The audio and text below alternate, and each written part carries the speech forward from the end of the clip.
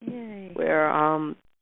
where there's a ski resort, and it's they call it the High Point. It's Pennsylvania, New York, and New Jersey meet. It's like all the way north and west at the end. And so there's nothing but mountains, gorgeous, just magnificent. And right now, everything is just like bursting with alive flowers and trees, and it's just beautiful. How beautiful, Hadi Ender. Yeah, oh, thank you. I was telling them that I'm coughing. I'm not able to talk, and I think it's from goodness. the pollen of the trees and the flowers. Oh my God! I had a terrible time with my allergies, and I went to see this chiropractor up here in Los Alamos, and he desensitized me to them. Sorry. Did he help you? Yeah, he desensitized me to them. Oh. Yeah, come on out here and go to this guy. Here, they telling me to drink, to eat honey from the locals, because it's a farmland with mountains, and so I bought some local honey. So this way you'll develop immune to all the pollen. Makes sense. So I eat yogi tea with a local honey. I drink yogi tea with a local honey. Does it work? Well, I was telling Susan, I've been coughing now for 2.5 weeks. I don't take anything, and I don't know. I started it. Eventually, this would go away with the honey, without the honey. Well, his reply to me about bee pollen is that it just gives you more pollen that you're allergic to. That's what he said. So, who, Baba Siri Chand? No. The chiropractor.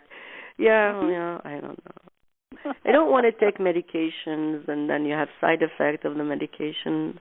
Well, just come out here and go to him. Yes, I should. Well, good to have you, dear. Who else is here? Who else is here? Suzanne. Oh, hi, Suzanne. Hi there. Welcome. Hadi Munder. Hadi Munder. Welcome. Who? Gurpreet. I'm sorry, I'm not getting it. It's Gurpreet. Gurpreet? Oh, hi, dear. How are you? Good. How are you? Good. And who else is here? Tony. Tony and Gururadi, right? Sadanam. Oh, hi, Sadanam. Hi. I haven't forgotten about your recording. It haunts me. I will get it to you. It's me whispering in your ear. That's right. And who else is here? Aloha. Ranveer. Welcome, dear. Yes.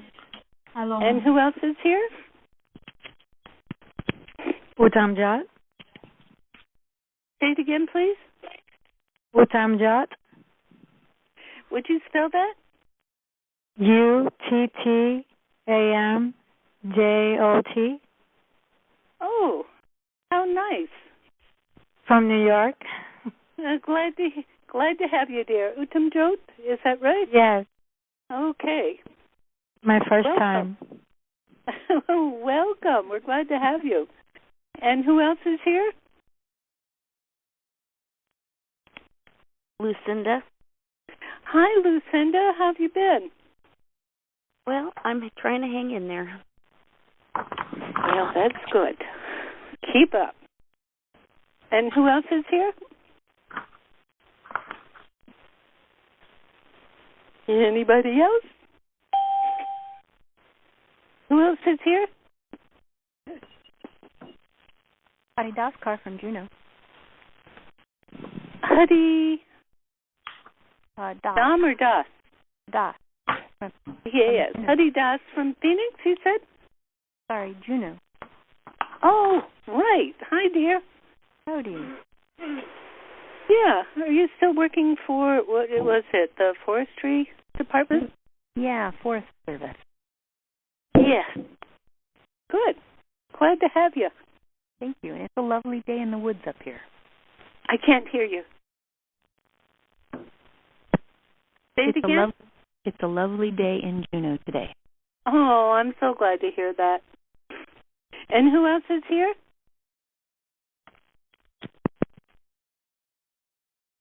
Okay, well, that must mean it's time for us to get going, don't you think?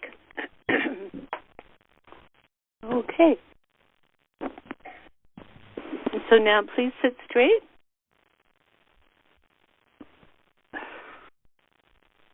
Long, deep breathing.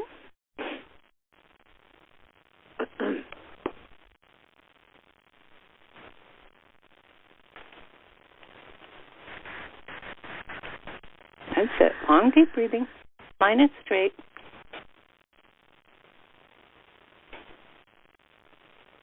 Eyes relaxed. Focus but relax at the third eye point. Relax into your soul. Because you know where you're going. You're going to your infinity, the golden chain of teachers. And inhale, please. Om Namo Gurudev Namo.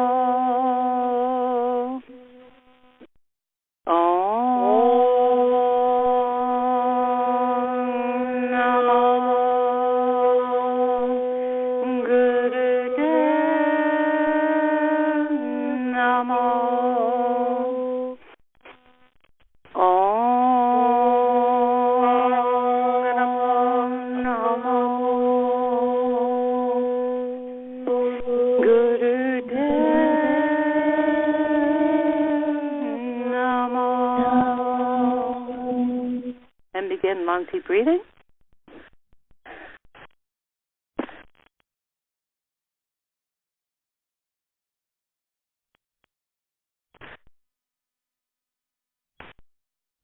Good. And now begin heart breath.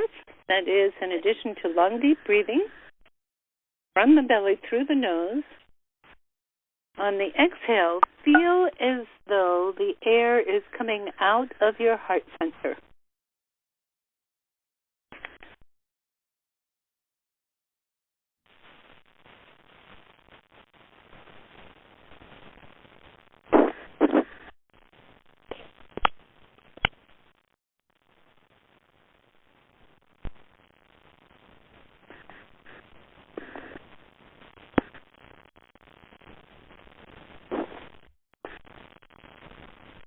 Open.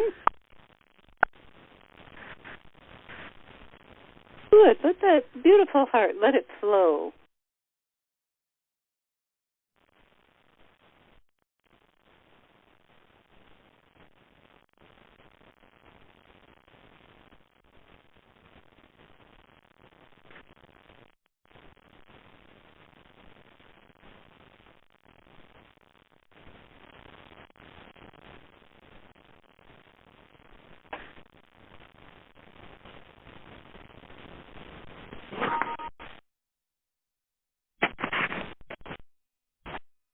That's it. Keep up.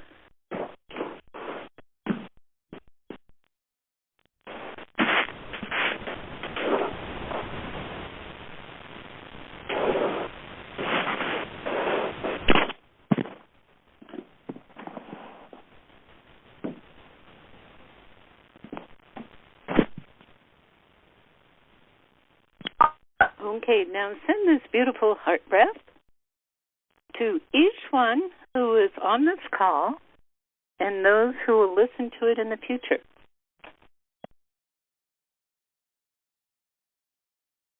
And at the same time, please receive the energy. And as you know,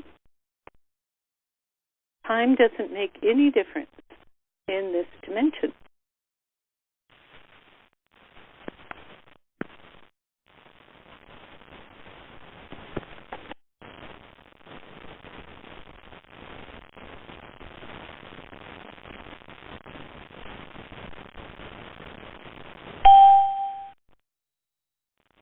Keep up the breath.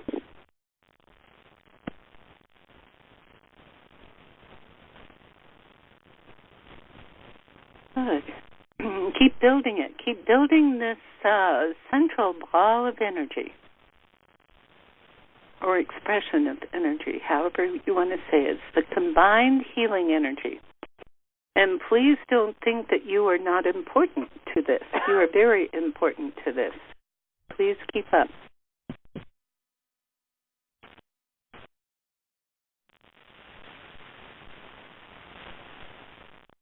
Please build it.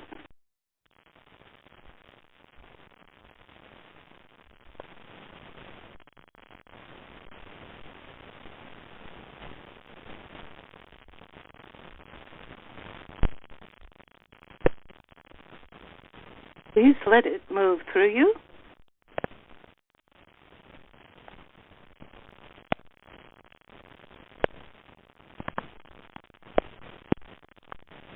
Good. Please keep up.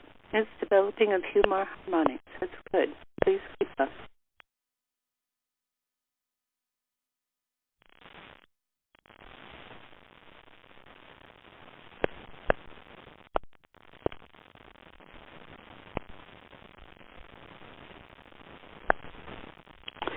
Good. Now, please, each one, send it to your own intention. It will not break up or divide this energy at all. Again, this is something special from this dimension. Up our breath.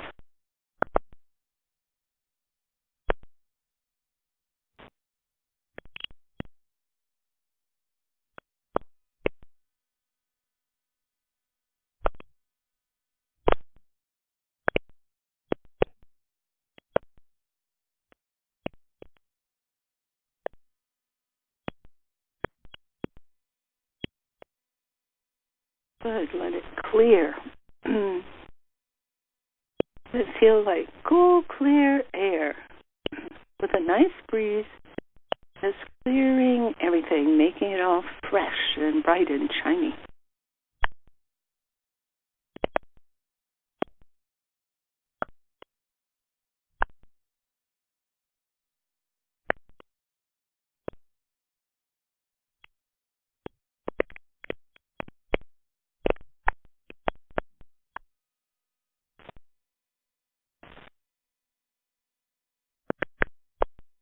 Good. And now, please send this beautiful healing energy to those who are leaders of this country and other countries, so they may be tickled by the truth, so that they may give leadership that will support the people and not divide the people.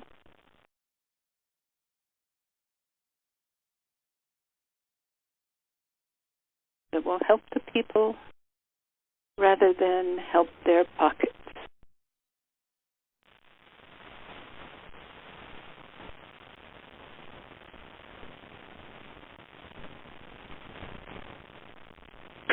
I've heard that one faction of one political party has been defeated. Oh, bless you all. Don't think that what you're doing does not have consequences. Just keep up.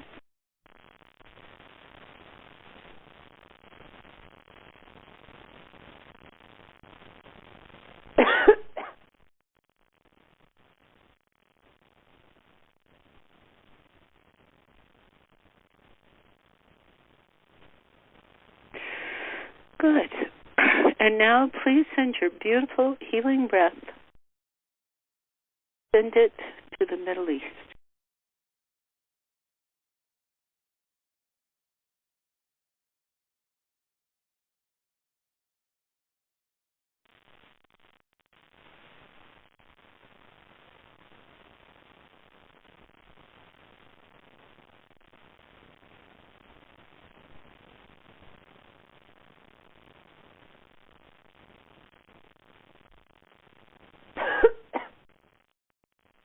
Good. And inhale.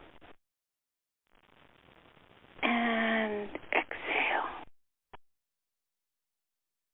And breathe.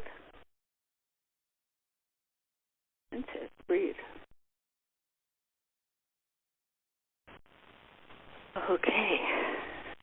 So, Baba Siri Chand says, you just relax while I tell you a story. He says a story is the story of your own life. He says you think that, oh yes, you were born and then you do some stuff and then you die. He says, well, if you want to be as mundane as that, you can. He says, but I want to tell you the magnificent story. Okay, keep up the breath. He says, the magnificent story is that you began your embryo life not really in your mom's womb, no. You began your embryo life as your soul, as a forecast from your soul. You began he says you began as a consciousness form. He says first you were formed by your soul. This is information that I've never heard before. He said you were a consciousness form. You were a form that had decided, of course, in the beginning, what we call the beginning, but it's things are really timeless. He says, you know already that it is what we call the God consciousness that apparently seemed to separate itself and apparently dumb itself down, so to speak, to become each one of us. He says, this is what I'm talking about. He calls it embryonic control. And, sir, what does that mean? He says, the control is not that we control you. You absolutely have free will, absolutely. He says, but it is the consciousness. He's showing me the God source is dressed up like a baker, all in white, with that fluffy hat, and mixing up a cake. Okay, so the God consciousness, he says, whipped up a consciousness that is you. He says, that's how it all started. He says, don't forget that. He says, you were the beautiful product of the master chef. You got it? You are the beautiful product of the master chef. And this, what it is you might call it, you are the lifeblood or the life consciousness. He says, if you want to go even further with that, you are the sweetness, the light. He says, the sugar and the sweetness of the master. You are all the nutrients of the God source. The God source poured itself into its master creation, which is you. He says, don't get upset that there are millions upon maybe billions of people here on earth. He says, don't worry about that. He says, because each one is entirely special. Because each one is a God consciousness. Oh my God. So he says each one is totally rich, totally imbued with the potion of the master. Each one is the fervent desire of the master to live here on earth. He says, basically, you are the master. He says your consciousness grows in order to be able to not only to contain, he calls it that virtue, but what he means is that realization of who you are. He says, so nobody could be above anybody else, nobody could be below anybody else. But he says that does not diminish in any way, even in a grain of sand. He says, for the quantity of one grain of sand does not diminish who each one of you is. Keep up the breath, please. I know there's some of you who are saying, oh, well, okay, I hear that. It comes in my brain, and I hear it over and over again, but it really doesn't make any difference to me. I'm just me. It sounded like Eeyore. Do you know Eeyore? I think he was a donkey with that children's story. I forget. So, he says, if you are Eeyore, he says, if that is a way you want to play out the God consciousness, he said, well, my God, get into it. He says, if you would like to drop the Eeyore skin, he says, do it. He says, everything. He says, I don't care if it's Attila the Hun. Each one is a projection. It is the molding of the God consciousness. Can you imagine that? He said, if there's no high, there's no low, how can you judge? He says, if there's no high and there's no low, he says, why not be the best you can be? Why not unravel? He says, each one of us comes with a master plan. It's kind of like, he's showing me a baby left on a doorstep with a note. He says, you are not abandoned. He says, with that analogy, he wants to make sure that you understand that you are not abandoned, but you are absolutely loved. Even though you might feel abandoned sometimes because you feel disconnected from your source. He says, but each one of you comes with a note, comes with a description of your karmas, of your triumphs, of your challenges. Each one of you comes with a destiny. Imagine that. Each one of you has this incredible note, if you might want to say it that way. That as you lend your own everyday personal consciousness to it, as you allow your God essence to move into that note, it enlivens it. It opens it. It brings you to the point of challenges that with the help of your source, your progenitor, the creator and the creative, the God, Father God and Mother God, as you open up to that inheritance, we're going to say, inheritance of who you can be, of the challenges that you may go through. He says, you move into your destiny. He says it's kind of like, he calls it a relay race, he calls it, or an obstacle course. He says, I know you've all played obstacle courses. I know you've seen them all on TV. He says, what about that one where, that obstacle course that people go through and under and over these huge things, knocking them off into the water? How about that? He says, does that look like your life? He says, yes, it is a game. I'm sorry to tell you, my dear ones, but it is a game. It is a game of consciousness. It is a game of free will. It is a game that takes you, if you allow it, if you play it, from the very center of you, rather than from the part of you that pushes you down under the water to drown.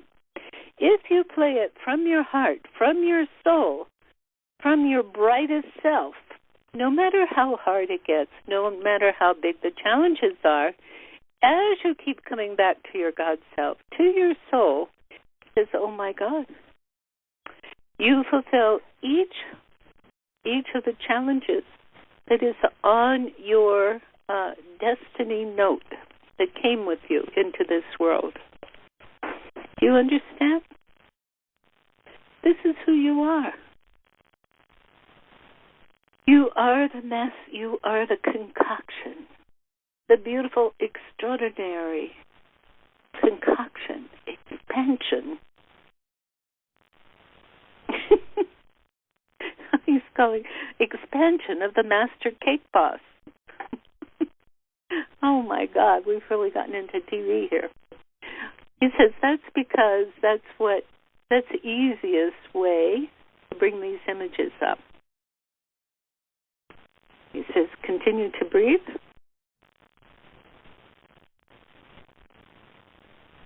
As you breathe, breathe from your soul, he says. Breathe from your soul.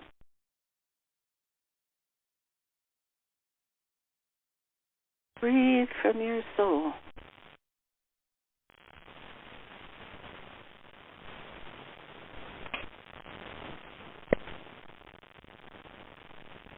That's it. Breathe from your soul and allow that breath to energize the light of who you are. Let it energize the light of who you are.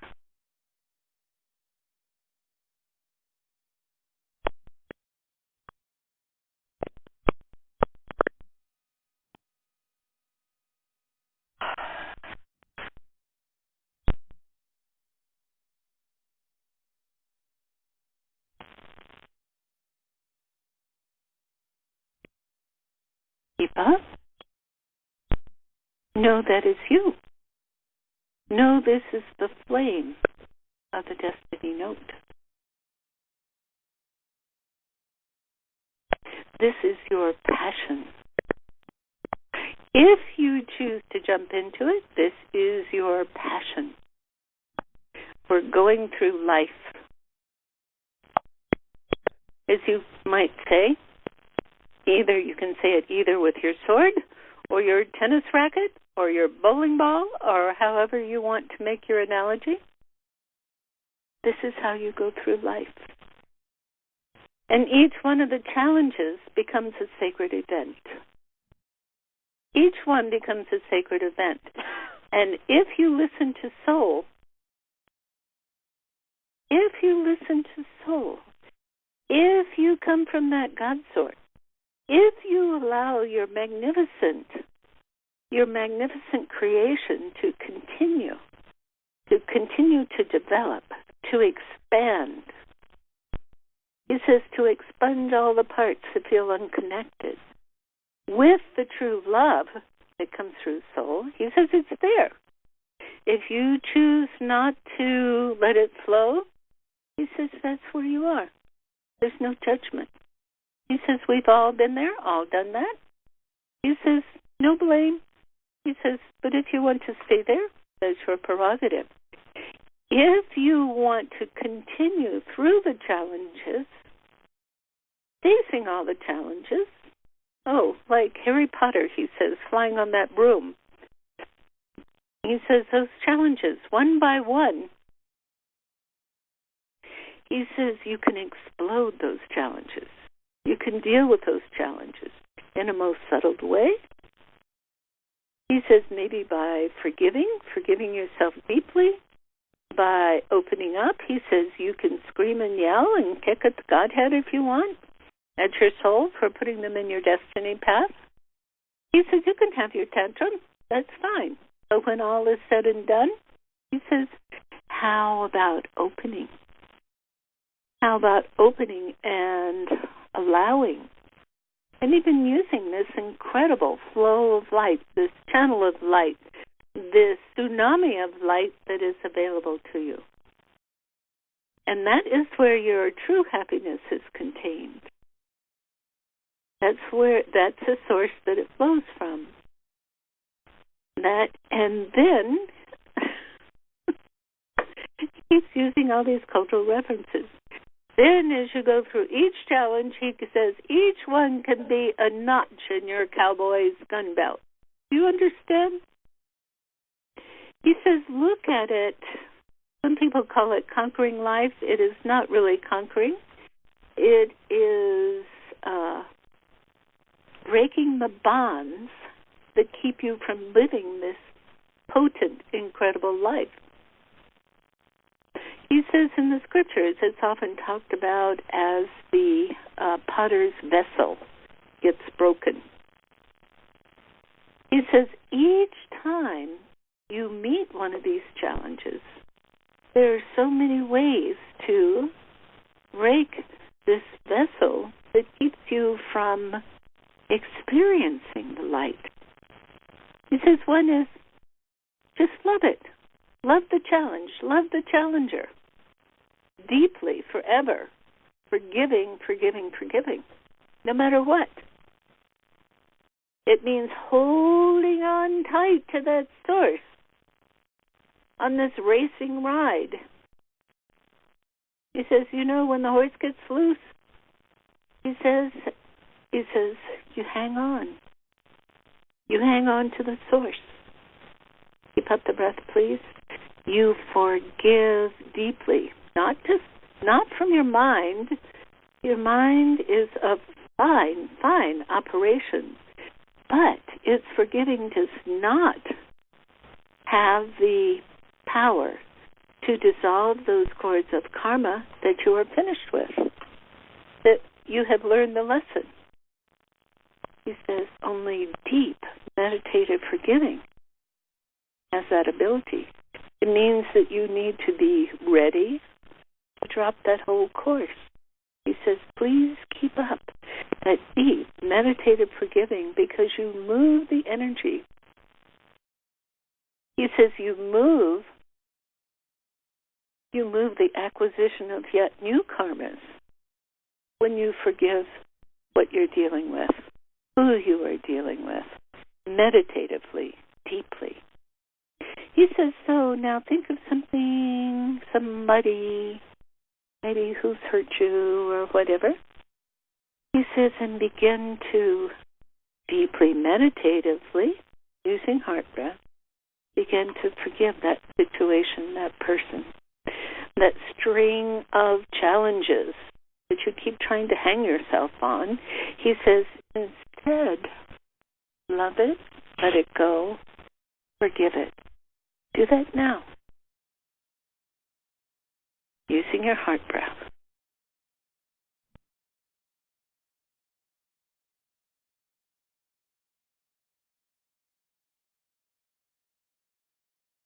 Please keep up.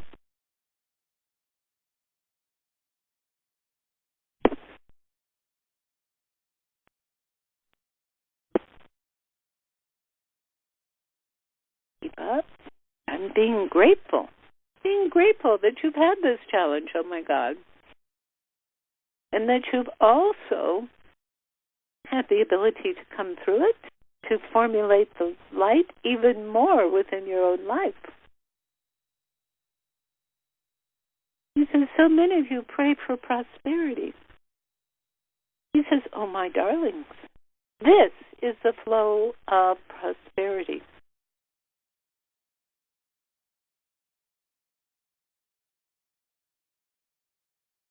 If you think that more and more money will cover your problems, he says, just look at all those rich movie stars. How many of them are really happy?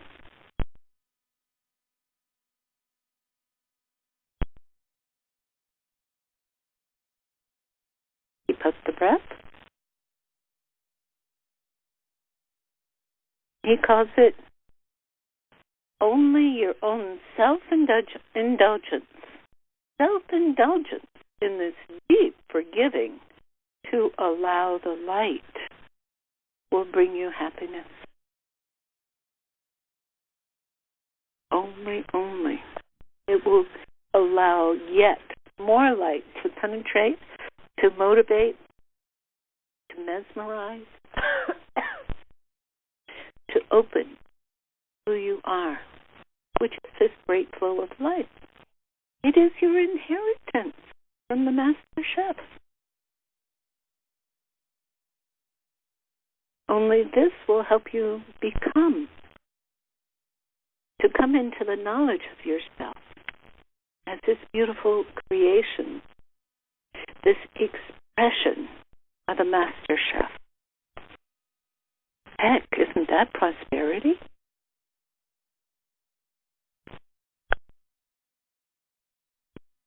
In that you will not be weighted down by responsibility. Rather, you will simply flow your responsibility will be to act, to love, to carry the message of the source of you. He says, do you remember when we talked about you as a God source coming to earth to experience itself in this earth suit? That's what I'm talking about. This is who you are. What an adventure. Oh my God. You are he calls it the particle, the apparent particle. Actually, you are the totality, but the apparent particle of the God source that came here with your very unique expression. The master baker created this incredibly unique expression of you. He says, why not be grateful? Why not? I don't care if you think your life is a bunch of poop. He says, be grateful for it and see where that takes you. It might take you to a place of perhaps of feeling that you're not drowning in the poop because you won't take it so personally. Be grateful. Yogi Bhajan used to call it the attitude of gratitude. He says, but it is yet another tool. You may call it a weapon. You may call it sports equipment.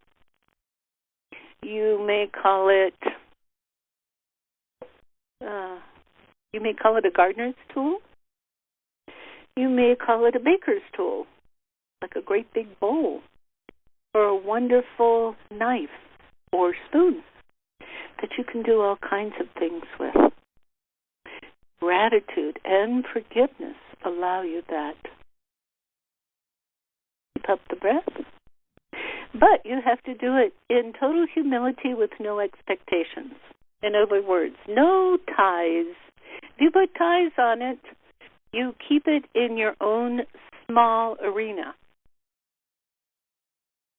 You know, the God source, the creative source, is here to help you. But if you try to tie it down into the smallness of your own consciousness, you have what you might call tied the hands of the creator, the creative.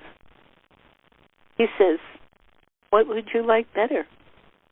Would you like better your own tiny little portion as you try to imagine it?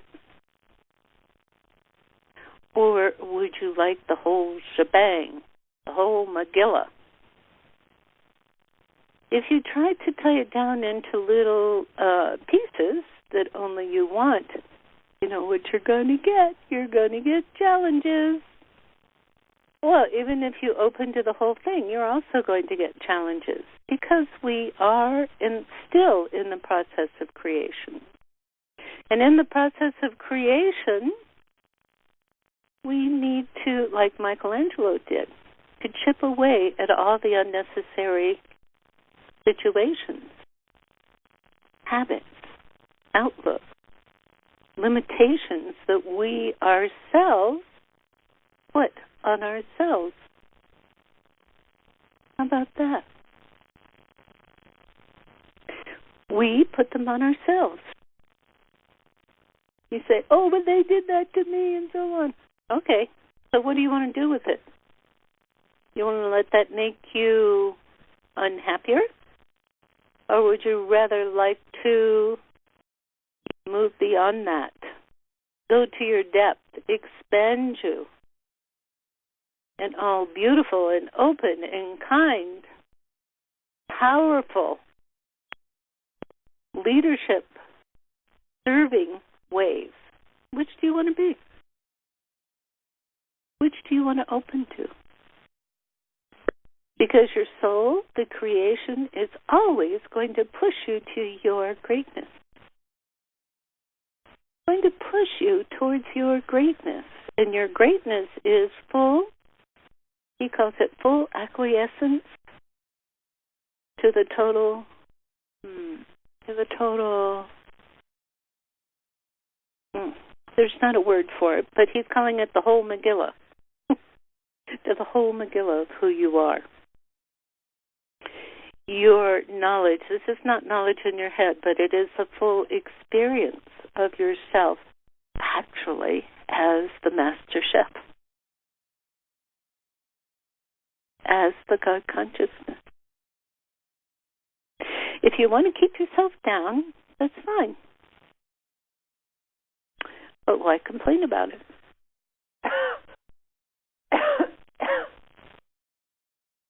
Okay. He says, if you want the expansion, if you finally say, okay, God, I'm ready for the greatness, just show me how, and challenges you come up, you go, okay, I got it. This is like it was in the chivalrous days, where the Prince Charming had to go through tests, you might say, through challenges to win the maiden's hand. You could call it that. So just see every challenge as every challenge leads you to the way through. Okay? And the God source is what leads you through. So you put yourself under the protection, into the guidance of, through the humble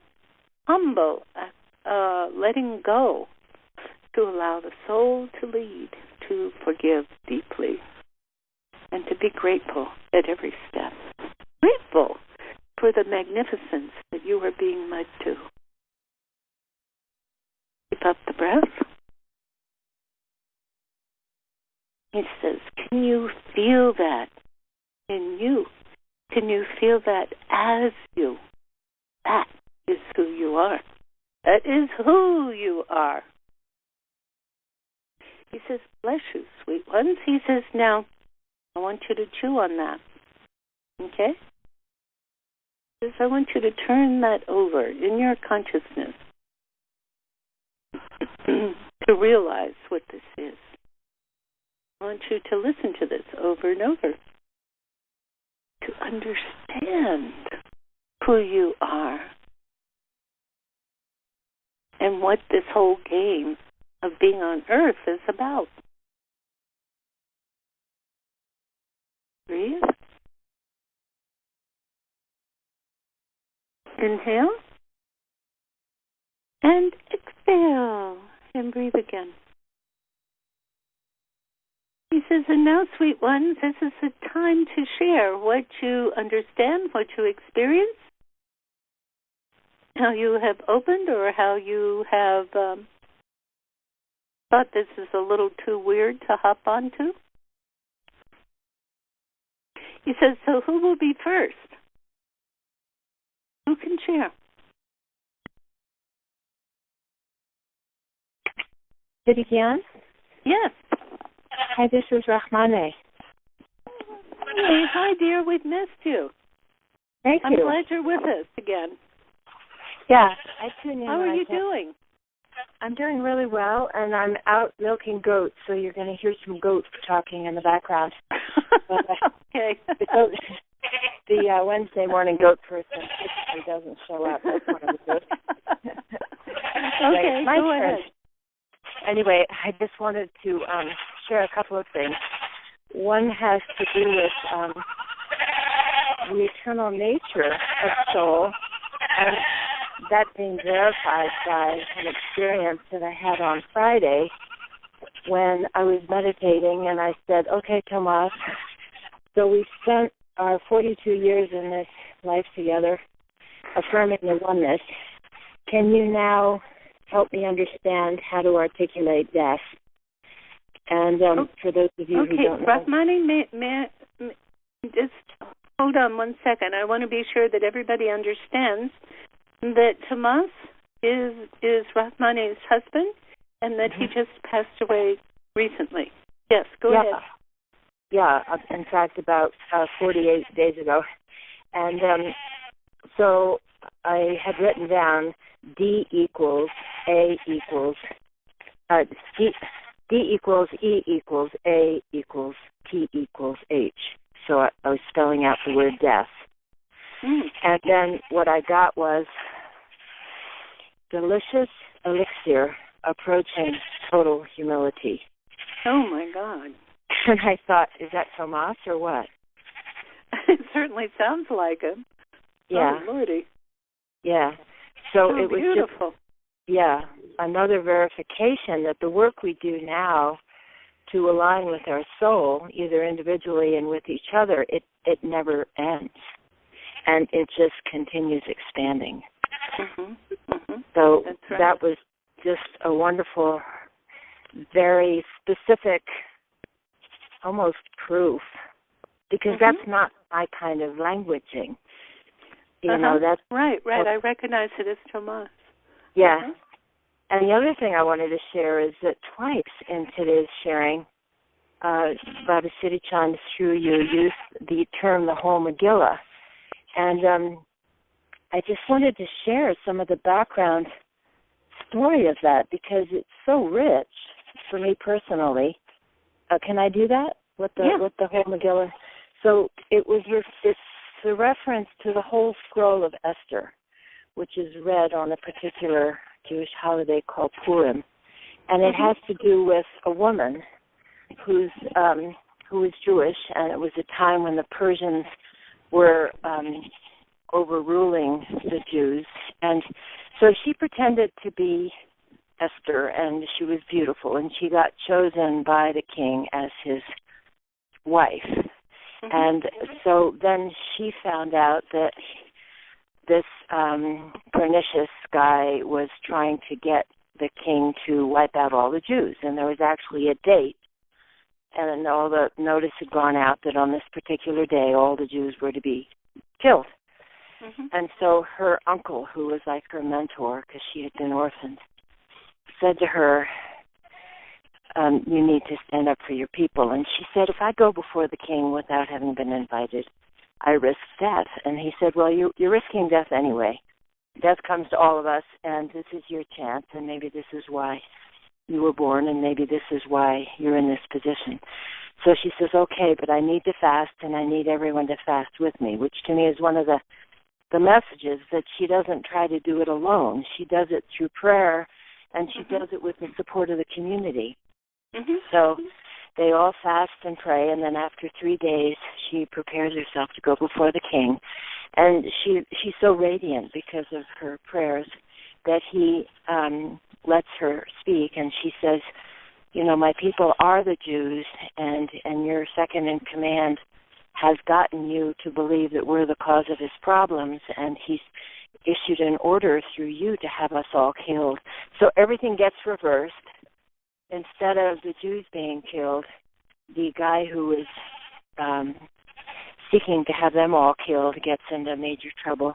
And the scroll of Esther in the Hebrew Bible does not mention God once, but it's about a woman and the support of her mentor uncle and the people and prayer and commitment and sacrifice and victory. So I thought that was just so wonderful for what you were saying, and you mentioned the tsunami of love, that this power that she tapped into and that you were referencing through your words is here, you know, in every story, and this is just another story, and so I just wanted to share all that yummy background stuff that I was privy to because of the word that you used, the whole Megillah. Wonderful. Well, thank you, dear. Yeah, thank you. So, I'm glad you said that story because when we start out, you know, we send heart breath to all the leaders and so on. Well, she was a leader. She stood for what she knew to be true. Exactly. And the people stood behind her. And there was prayer. Because prayer is an energetic situation. You know, when we learn more about, what do we call it, quantum physics, when we learn more about the power of consciousness, which they're studying now in physics laboratories, when we learn more about that, we will understand what we're dealing with here. It is the power of creation. So thank you, dear. We appreciate that. Thank you. And we appreciate Tomas's contribution. We always love that. Yeah, me too. So who else can share? This is Kahar. I can share something. Yes, dear. So, what just came to me was that as we were talking about, or Baba Siri Chand was talking about eternal consciousness and kind of making our flames brighter to work with our challenges, was that each challenge is a more, earth representation of the eternal challenge, and that the eternal challenge all comes down to there's no separation between us and God. So to kind of merge those two and know that even if we're dealing with things that seem so of this world and so concrete, that it's all like, going to the bigger source, that it's always coming back to the eternal challenge merging with eternal consciousness, so we don't get bogged down in it. So that's what I got. Well, good. That's great to live by. Yeah. Bless you, dear.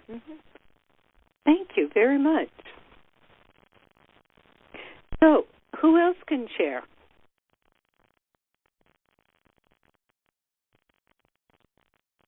You can comment, ask questions, whatever you would like.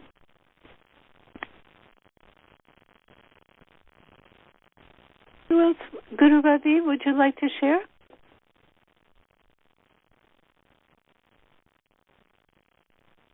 Are you here, dear? I can. Can you hear me? Good. Hello. Hello. We're ready for you. Okay. Yeah. I didn't have anything that was really huge. I very deeply related to what Rachmani shared, and my own experiences with my daughter that passed. That what Baba Siri Chand was talking about, that eternal soul, and that that we go on and we go on and we go on, and it's not just we go on, we continue with our dharma, whatever we came here to do. And I also had an experience of her second sharing of when you ask for that support and that community. You get up, you do your sadhana, and you as we go through these times now that are so challenging, it's the challenges are brought through, and if you work with other people like you and I and Rachmani also do, and a lot of people in this community that we're in here on the talks, then we feel these challenges deeply. I believe it's not like we're in our own little isolated homes, and we're dealing with whatever challenges as we either stay here or go out into the world. We're hearing other people's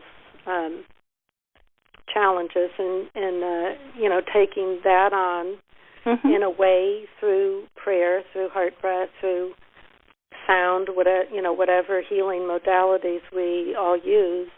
And as we go through those challenges, we're brought into a deeper space, has been my experience, especially in the last few months, that it's like, okay, we go through that challenge, that's a piece of cake, of course, not while we're walking through it, but seemingly when we get to the next level of a deeper challenge. So I've been feeling the pressures of the time, and as Yogi Bhajan says, when you feel the pressure, just start, and the pressure will be off. And I see that starting not so much as individual sadhana, but as the group consciousness. And when we bring that group consciousness into these challenges, they sort of dissolve in love and light. Would you tell us what your process is when you bring in the group consciousness? I do it through sound. I do it through try to come with Baba Ji and Yogi Ji and Guru Nanak. So I feel like I'm bringing all of that energy into the challenge, in the help. Okay. So now, when you talk about this group energy, you're talking about bringing our incredible guides in? Is that what you're doing? Yes. Okay. And do you bring in the conscious energy of the rest of us? Oh, definitely. Uh-huh. And anyone that's in my immediate surrounding. Excellent. Ranjit Hargobind, specifically, who, of course, is a very big part of this group, but as my siblings, I have that connection, and they are always available physically for me to, ask them to join in whatever, these blocks are. So you actually call them on the phone and ask them to join you? Or do you do it in your meditation? Text, or yes. Both? Is that what you're saying? I said or through text, yes. Oh, wonderful. We, many years ago, Hargobind, Ranjit, and I formed what we called the triangle. And it reminded me a lot of our very first talks. This was way before that, but our very first talks with you and Baba Ji, when we were creating these lines of light, across the universe. Yeah. And we began these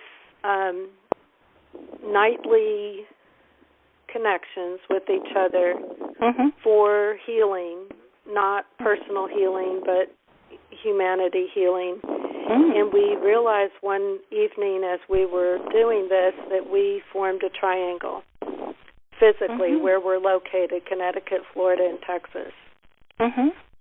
So we began to concentrate on that triangle and creating these lines of healing and expanding it out, which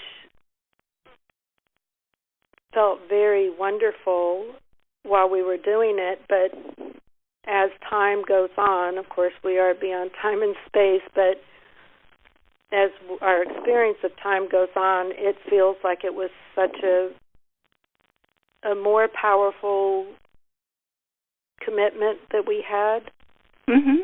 I agree with that. What we realized at the moment. Guru Ravi?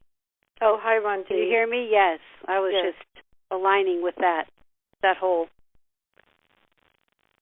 the experience of that was so amazing. And just the fact that we were called to that, it was beyond us. It was a definite call to do that. How wonderful. How wonderful. I love that story. And it does make a difference. So what you have made me aware of, Babaji is here, he's saying is that when we see what we're going to call dips in consciousness, that in our own meditation, that we also, within our meditation, call on those who would like to join together on this other dimension, to join together, like we do at the beginning of the call. Join our energy, our heart breath, our light together to lend to, or to, to lend to allow, a pocket of expansiveness for situation, people, and so on.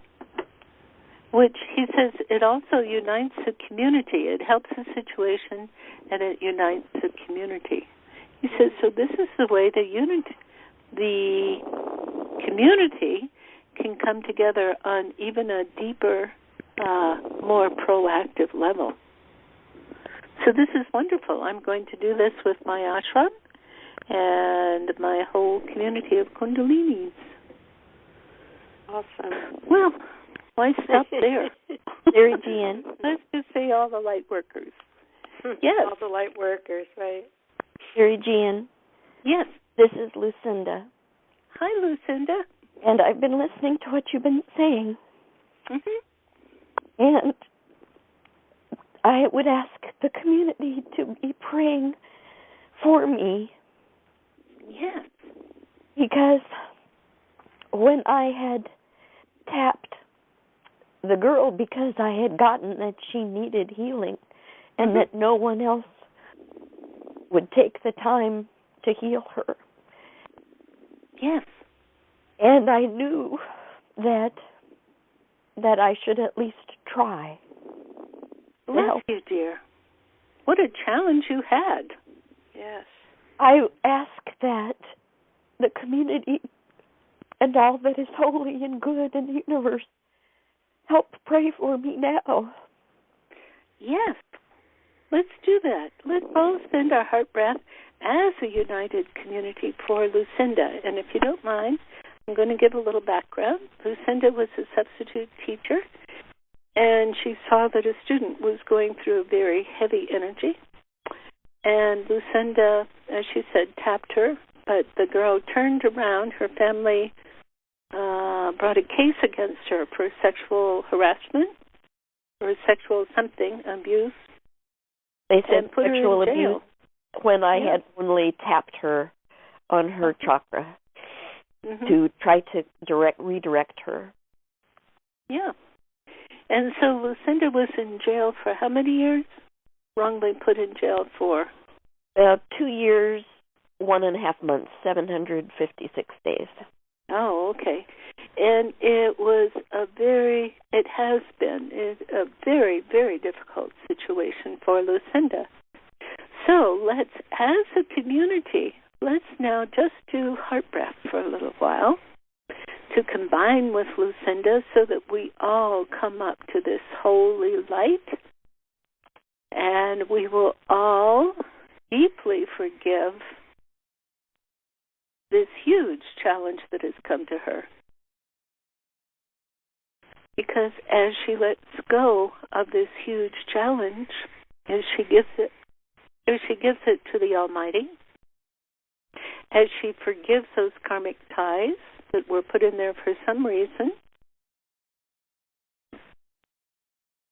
to allow the challenge to be, go to God, so she can go on to the next big challenge of being a beautiful healer.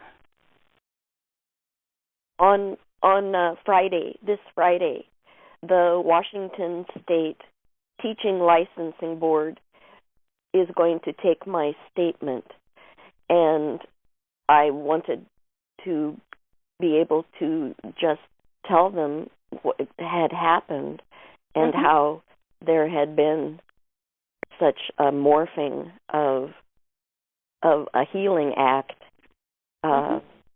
into a misunderstanding by the girl, and then her lying about it.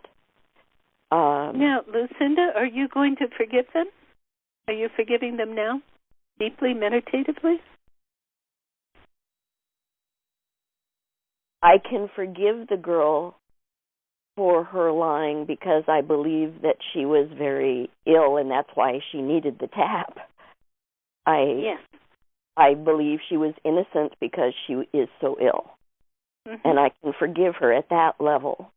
Okay, deeply, meditatively? No strings attached?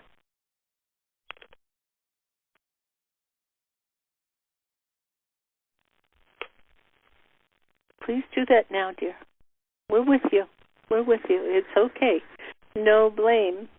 There was some kind of karmic tie in this whole business. Remember that destiny note? I believe it was written in that destiny note. Now, how do you forgive deeply, not with your mind, not with any reservation?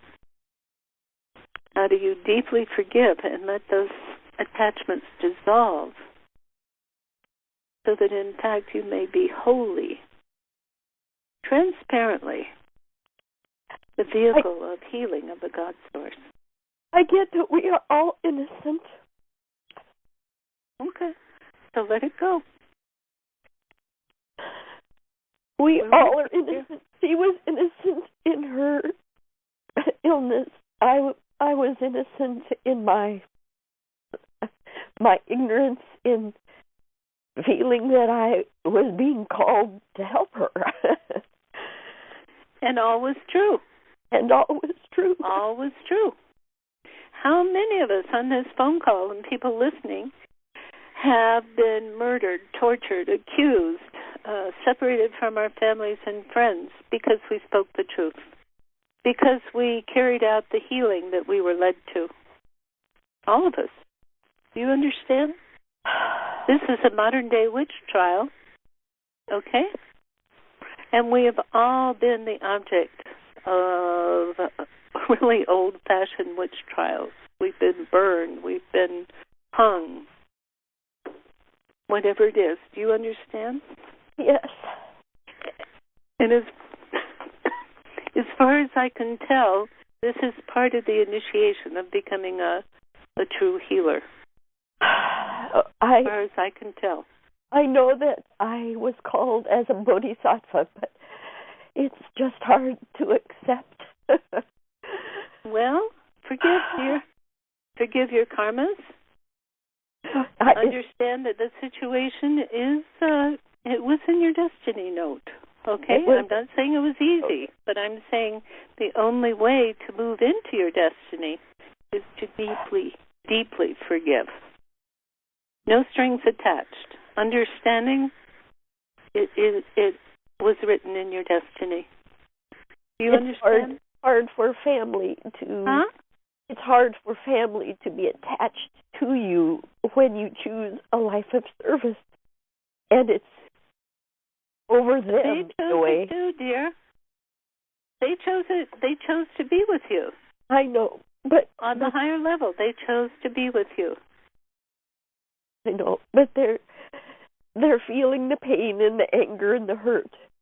Okay, so you teach this technique to them, this tool, this flow, this process. You teach it to them. You do it yourself, and then you teach it to them. And this is how you move into being the true healer. Does that make sense to you? It does. Okay. So take the opportunity. Carpe diem. Okay? Because staying in the pain isn't going to help anybody. No. No. Deep, true, deep forgiving is the only way to open up and to move out of that bubble of pain. Do you understand? I do. Okay, so everyone is doing heart breath here. We are with you. This is healing energy. Allow the healing energy. Do not doubt it. Deeply, deeply forgive. This word attachment that you use, that will drag you down.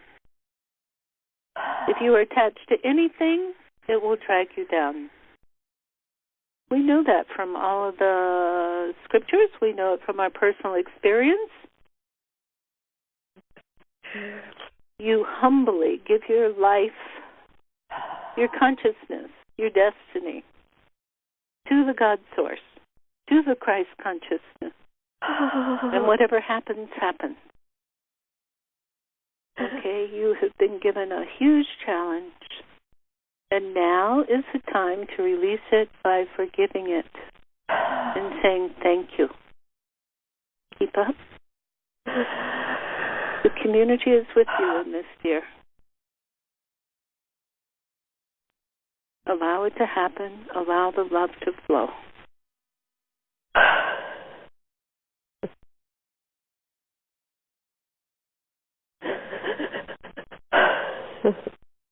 We are all hugging you. We are all hugging you.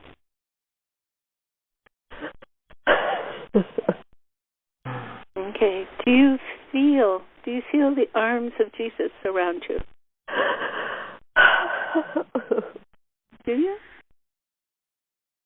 Jesus and Mary and all the saints are right there. I know. Just don't reject them. Just allow them to love you. I know. Allow them to love you. Allow the healing to come.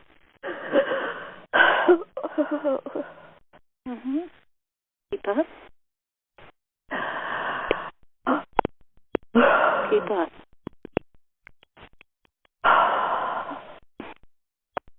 Good. Keep up now.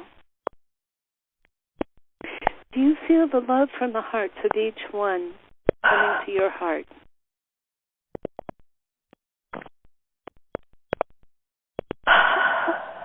We know it's a heavy initiation. We've all been through it in other lives. And maybe many of us are still recuperating from that. So we join you. We join you in this self-initiation as a true healer. Keep up. Keep up the love. And keep up your prayer that this girl may be healed.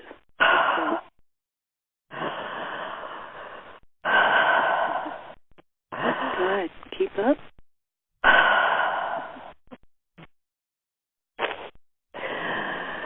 Good. Keep up. Everybody keep up your heart breath. This is the healing energy that comes through.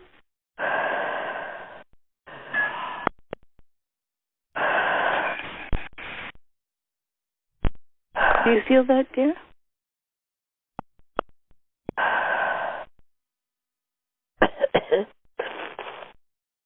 Are you allowing? I'm trying to, yes. Can you go beyond trying and just humbly relax and allow? Can you? I feel a big vibration. Oh, good. Are you relaxing into it?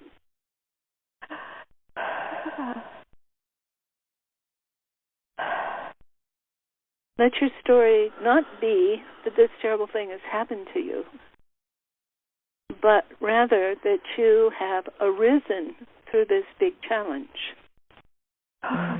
You see the difference? Yes. Okay, can that be your new story? As he said, your magnificent story? You got cooked in the baker's oven. You see? And as you come out the other side, you can only forgive, come to total neutral that allows the magnificence of love and expansion, and allows you to come down to earth and realize what your real story is and be grateful for your real story that you have come through, that you have forgiven, that you have accepted the grace and the love of the Christ consciousness. Totally expansive Christ consciousness to allow true healing to flow through you to all. You understand? That is your triumph. That is your triumph. You don't need the old story anymore. If you need to tell the old story, it can be done with truth, with gratitude, and with neutrality, humble neutrality. Do you understand? I feel vibration. Good.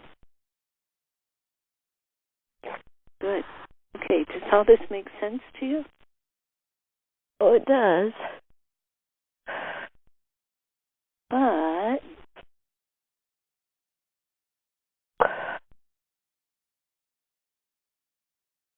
I just don't know if this vibration I feel in my hands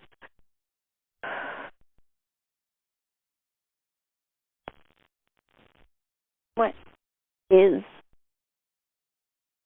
enough. I can't just stay in this brief. You continue to judge, dear.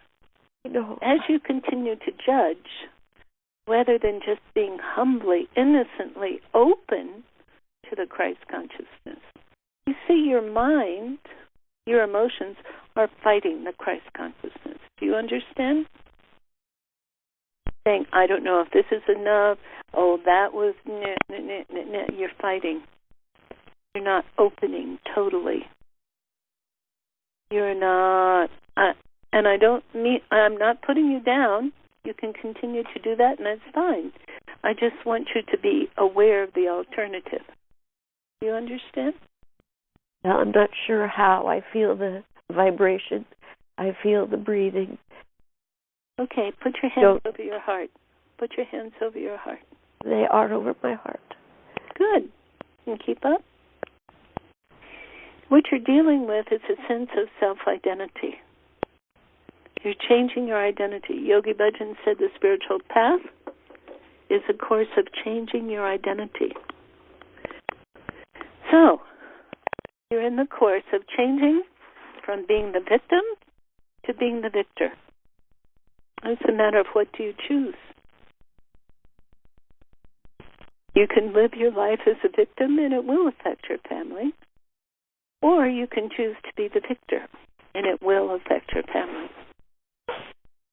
You see? Well, intellectually, see, but I don't see how. Well, you have to try it. Pardon? You just have to try it and see what happens. Do you understand? Well, I'm breathing. I feel the vibration. Yeah. And you know it's real. Right?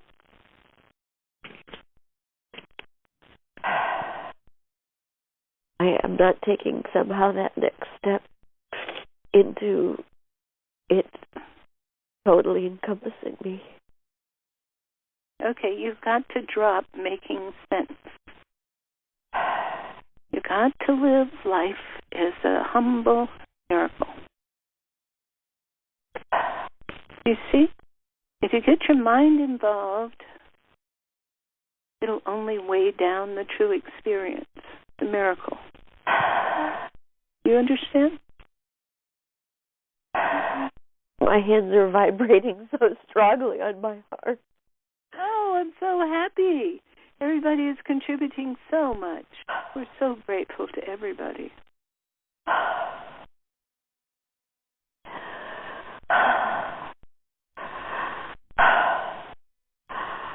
I would just ask that it come and let me, just let me let go with it. What? I would ask that it would let me let go into it. Okay, that's where you're going.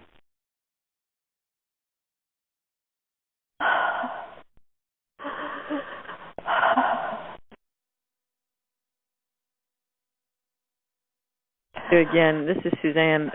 I think she feels a great amount of loneliness, and she's not alone.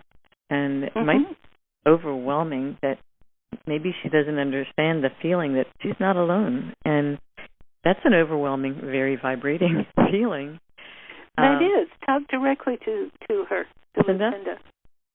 Yeah, Lucinda, does that resonate with you? Yes. And it's powerful to feel that vibration. It's very loving, but it's a lot to. I think Siri Gian's right. It's not necessarily to be understood, but accepted, and gratefully embraced. That maybe tomorrow or a week from now you can sense that, wow, you really are not alone, which is so very wonderful.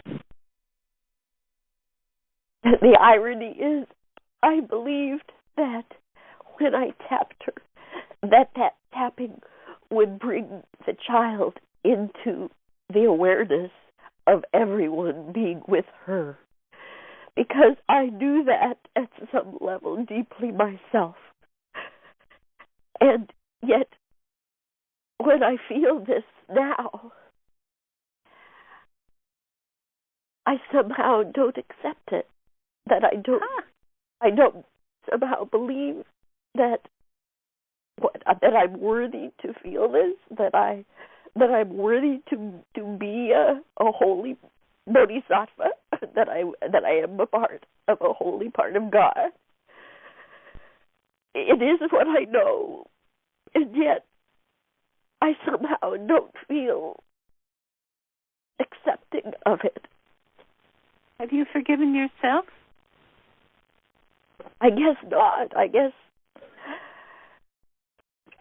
the world is I guess not. Well, how about that? Why don't you do that? Forgive yourself. You know it's all God's play.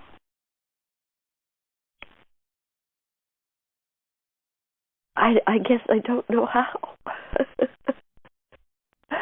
Okay. I don't somehow believe. I guess somehow I don't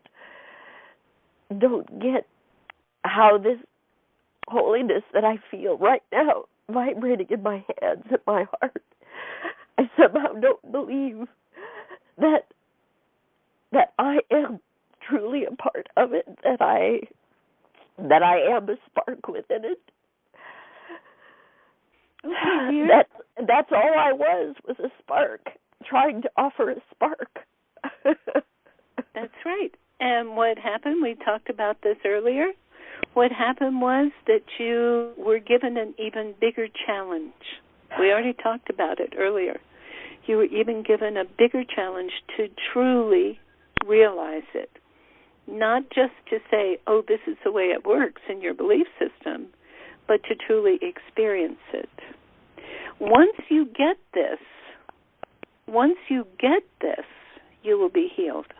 Once you let go and let God and say, God, this was all your play. It's not my responsibility. It is not my guilt. I am you, and you put this challenge in my destiny note when I came here. And you began a real conversation with Christ consciousness, with your soul. Okay? Right now, your mind is in charge. The habits of your mind, your self-identity are in charge, and they are going to make you really feel bad for as long as you want to. But when it's time, you say, I've finally gotten to the bottom of this. I've gotten everything out of it that I can. I've juiced it to the max, and I'm tired of it. That's when you go, God, take it. All right? Well, I would ask that to happen now. I would ask that God take it. Just when you say take it, it's not from the mind level. It's like, God, I give up. It's total surrender. I give up. If you want me to go back to jail, whatever. Do you understand? It's not trying to get people on your side. It's like, all right already. I'm neutral. I'm not judging anything. I'm not judging anybody. I'm just, oh God, I'm just neutral. I've just opened up my rib cage and given everything. And whatever you want to do with me, cool. You got it? If you want me to be stomped on by millions of soldiers, cool. It's all your play. I'm not in control anymore.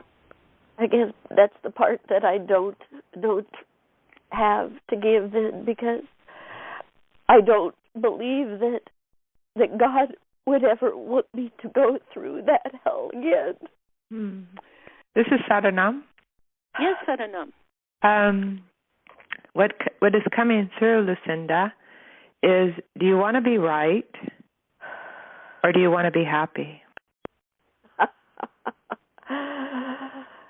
But I was being right. I was being holy for God. I was now, not what you were doing before, but right now. Do you want to be right about that person who went through that situation? You keep trying to prove that you were right. Do you want to be right, or do you want to be happy?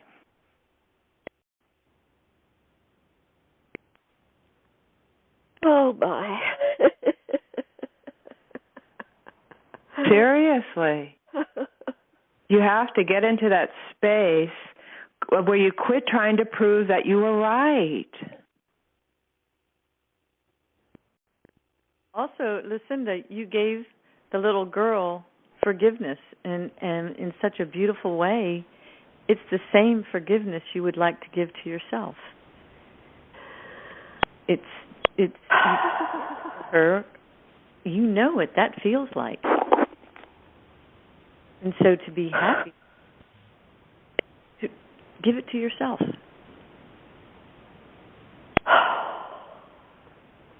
Just as you gave it to her. Or does this suffering make you special in some way that you don't want to give up? Yeah. Some way you're getting something out of all this. Otherwise, you would drop it. There's some payoff that you're receiving from staying in your story. Otherwise, you'd let it go. And that's the key. You have to go inside yourself and what am I getting from all this? Sometimes it's I get to be right. I think you're correct. I think that you don't want to. You've lost faith with other people, and maybe there's this whole society thing. If you're a public person, that I've lost faith, and I want to be right. I want to prove to them I didn't do this. I didn't do anything wrong. But you're not happy in doing that. I mean, you could write a whole new constitution to prove that you were right, but you wouldn't be happy.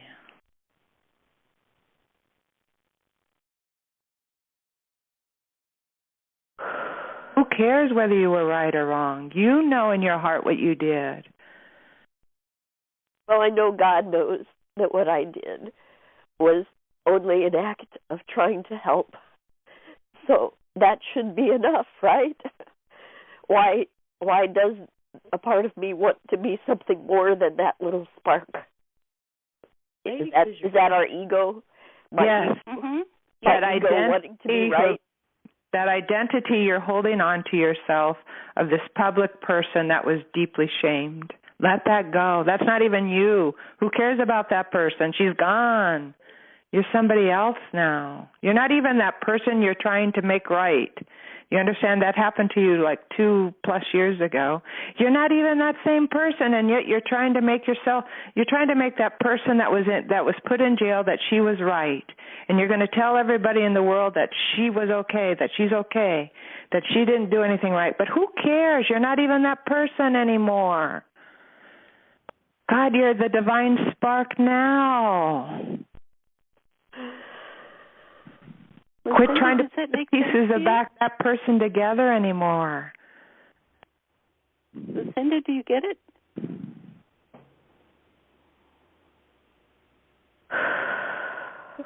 You're a beautiful light being. If you're a bodhisattva, you're a beautiful light being. You created this drama for yourself in order for you to, maybe you did this to somebody else in your past life. Why do we do such silly things, though? Why would we do... Matter. It happened. It happened. Go from there. But now I've caused pain to my family because of my choice of service. But it does continue. It does. It's continuing. Lucinda, your choice of hanging on to this causes pain to your family. That's your perception that you're causing pain to your family. You don't know really what they're thinking. Maybe they feel deeply hurt for you. Maybe they feel sorry for you. Maybe they have compassion for you. But you're caught in the story that you have caused all this pain around you, and poor little me, It's a victim story. Yeah, it's it is. Choice, victim or victor. I don't want to be a victim anymore. I want to be a survivor. I want to be able to have survived this. And more than survived it. Think of Gandhi. Think of he who? Was in jail. Oh, yeah. Martin Luther King. He was in jail. All right? Yeah. You have to go inside and deeply listen inside, get through I want to be right, and inside you, it's even a physical space inside you, wherever that is, there's that, and that's the soul, that Siri Gian's been encouraging you to get in touch with, and you have to listen to that part of yourself very deeply. And you have to wade through, I want to be right, I've hurt my parents, I've hurt myself, and go to that core of who you are and listen there. So, we could talk to you all day, but you have to go inside to that part, and it's almost like peeling the onion layers away, like go get through that person that remembers being in jail, blah, blah, blah, blah, blah, all the way back down to the core of who you are, and just deeply listen to yourself and connect. Well, that's what I've been trying to do now today. And okay, good. Keep it up here. I'm feeling, as I said, this whole time we speak, I've been feeling the vibration in my soul and the shaking, the vibrating, very literally, of all of this. Okay. And it means shedding any idea of what's going on. Just shed it. Let it go. I have to let it go because I don't understand. I am truly... You don't understand. Right. Let don't it go. Understand. And perhaps I don't need to. But you absolutely do not need to. I've certainly wanted to, but I don't. Yeah, but you've got to let go of that. I don't understand, and I am small, and I don't get it. Okay, so then you just say, so I don't get it. It's up to you. When things happen to me, I go, so, look, you made a big mess here. How are you going to put it back together? Okay? And, of course, I know it's my own attachment. I know that. But that's the way I externalize it. Do you see? Yes. You just let it go. That's all I can do. That's right. And if you keep up, it is obvious to people who have done this work that is your choice to keep it up. Many of the people on this call have dealt with we haven't been put in jail, but we have been through very heavy things. Okay, and we know what it means to let it go. We know what it means to surrender. Do you understand? It's not that we don't have sympathy. It is that we've done it. You see, and we continue to do it. Not that we're not saying it's just like, okay, I got the method now. And what these ladies are telling you is what they've experienced, what they know to be true. And what we keep hearing from you is, no, I don't want to do that. I want to keep feeling bad. And it's kind of frustrating. But I don't. I am tingling from my toes up to my heart. I am tingling all around my hands, tingling all around. Yay! So take that as a truth and I just go with it and drop the mind judging and having to understand. That's your only problem. Okay? I guess so. My desire to understand seems to have been my... Drop it. My inquisitive mind has always been there, hasn't it? Yeah, but it's based upon a lot of untruth. So just drop it. Oh, goodness. Okay? Oh, so that you can see the truth develop. God forgive me. Okay, do you understand the difference?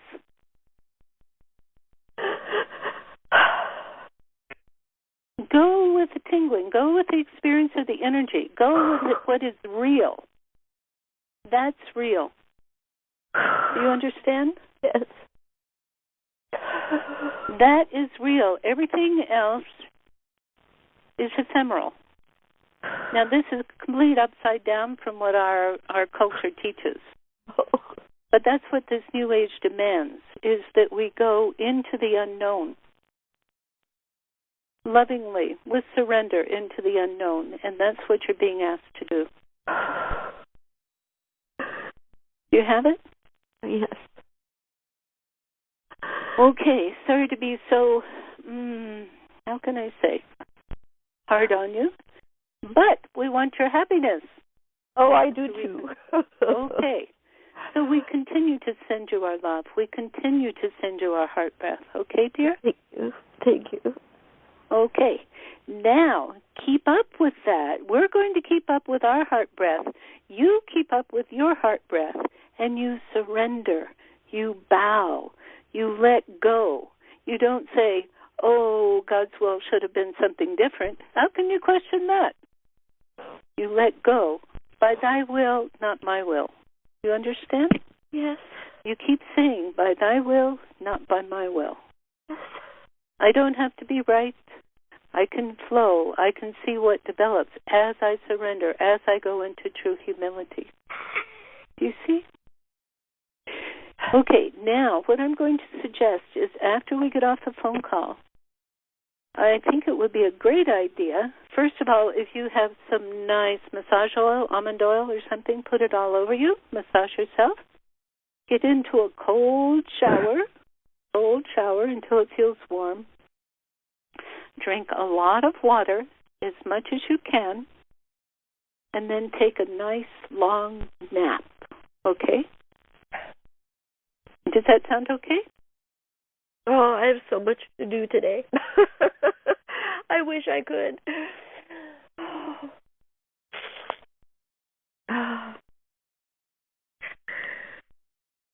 Okay. Okay. Well, God bless you, dear. We will keep up our heart breath. And we will keep the intention for your healing. Thank you. Okay. Bless Okay. you all. So now let's everybody thank you so much for staying with us.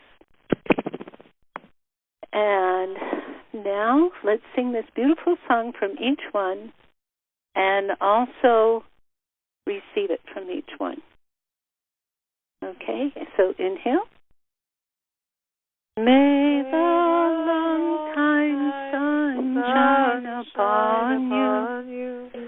All love surround you. And the pure light within you. Guide your way on. Guide your way on. Guide your way on. Inhale.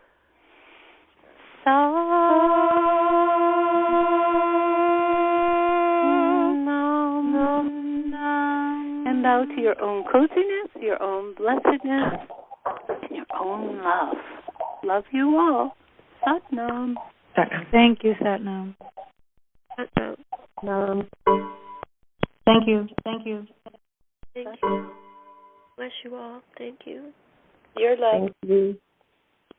Thank you. Bless you.